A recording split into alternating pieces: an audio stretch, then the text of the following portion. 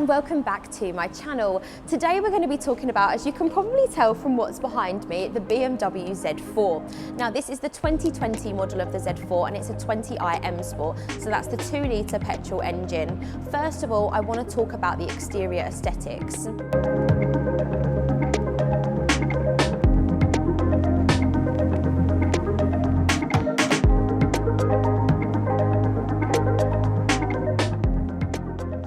The BMW Z4 has always taken its styling from its predecessor, the much-loved BMW Z3.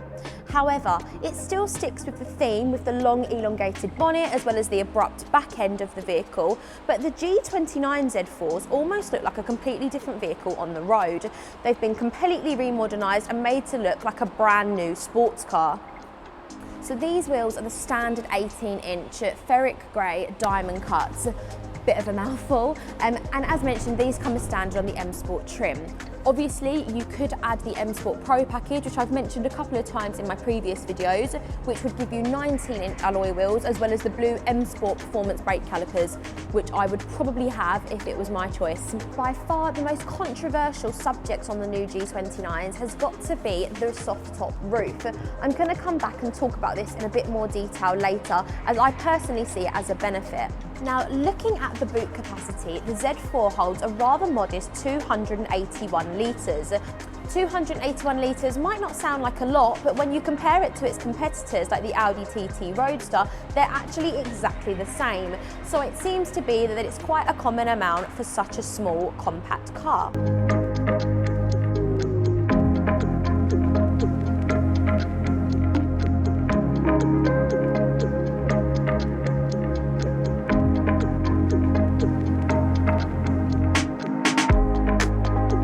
Stepping inside the Z4, it feels massively luxurious.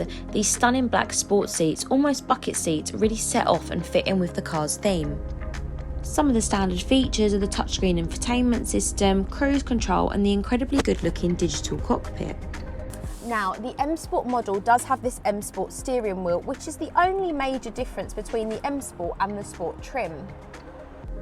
Now this particular model has actually got the Z4 Comfort package, which gives you the comfort access, the wind deflector, a through loading system, as well as a heated steering wheel.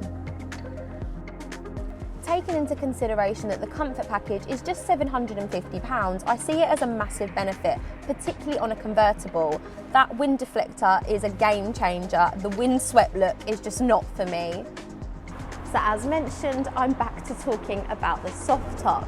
The reason this roof has caused so much controversy is I think everyone's worried about soundproofing.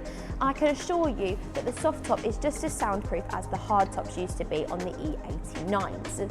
Now, being a soft top, it also means you can retract the roof in under 10 seconds, which is incredibly fast, and it also makes the car a little bit more aerodynamic, and who doesn't want that? Now, in terms of practicality, the Z4 is obviously not the most family-friendly orientated car. However, that doesn't mean it lacks in space. I actually find the cabin space incredibly spacious. I've got loads of arm room, plenty of leg room, I've got great visibility, and also something that I really like as well is I've got a lot of headroom. If I look at the old shape Z4, I found it a bit of a faff to get in and out of, and I was almost contortioning myself to get in and out of it. Whereas with this, it feels quite comfortable, like you're getting in any other car.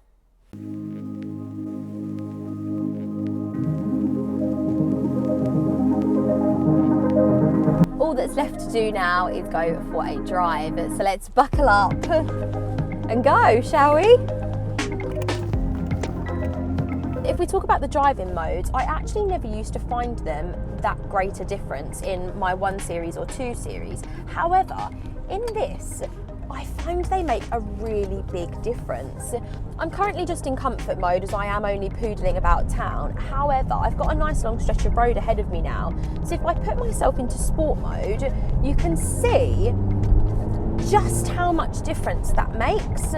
In the 1 and 2 Series, oh, hello Mr. Magpie, it never used to make that much difference. I don't know if they've changed it, but wow, what a difference it makes. If I put myself back into comfort now, I can sort of feel the pull has gone. And even worse, when I put myself in Eco Pro, Eco Pro, for me, in this sort of car, you're not going to be driving in eco mode. I mean, the kind of person that buys a Z4 doesn't want to be driving it in an eco mode. I get it, if you're low on fuel, it makes a lot of sense. However, I'm not low on fuel, so I'm coming straight out of that and back into comfort.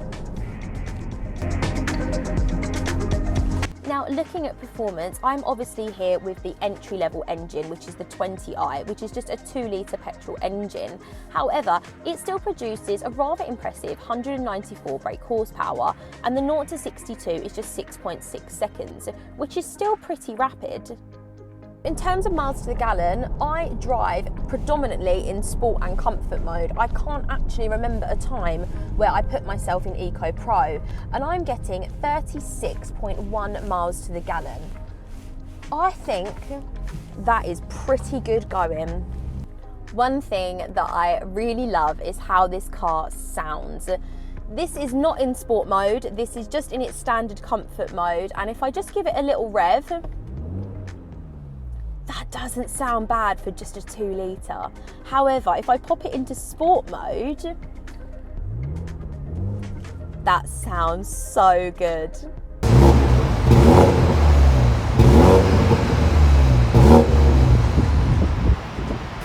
To summarise, I think the Z4 has come a really long way. It doesn't compromise on practicality, nor design or style. I personally think the Z4 is really good value for money. I mean, if I could afford one, I'd buy one, let's put it that way. It's a big thumbs up from me. As always, I want to say a massive thank you for watching, and hopefully I shall see you all soon for another little video. Bye guys.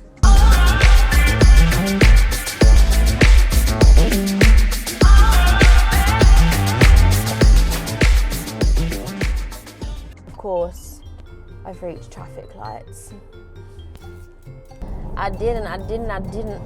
BMW, you know, if I intentionally meant to drift,